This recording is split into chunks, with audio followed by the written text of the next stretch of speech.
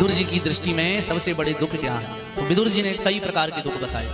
पहला तो कहा किसान के लिए सबसे बड़ा दुख है कि जब उसकी फसल बिल्कुल पक कर खड़ी हो जाए कि अब कल कटना है और महाराज उसी समय ओलावृष्टि हो जाए या कोई दुर्भिक्ष हो जाए जिसके कारण पूरी फसल खराब हो जाए, तो किसान के लिए उससे बढ़कर कोई दूसरा दुख नहीं है। आगे कहा दूसरा दुख है कि जब कोई अपनों के द्वारा, किसी व्यक्ति का अपनों के द्वारा अति से ज्यादा अपमान कर दिया जाए तो उससे बढ़कर भी कोई दूसरा दुख नहीं होता। सबसे कठिन जाति अपमाना महाराज। उसके बाद कहा पिता के लिए सबसे बड़ा दुख है कि उसका पुत्र उसके सामने मर जाए, या तो उसके पिता का सबसे बड़ा दुख है कि उसका पुत्र उसके सामने मृत्यु को प्राप्त हो जाए। और दूसरा दुख है कि वह यदि पुत्र पिता की पूरी कीर्ति को नष्ट कर दे।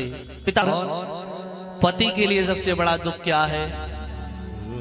ध्यान पूर्वक सुनिएगा, पति के लिए क्या दुख है।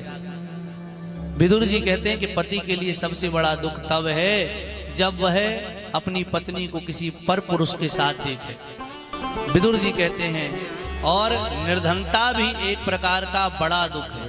धन का अभाव हो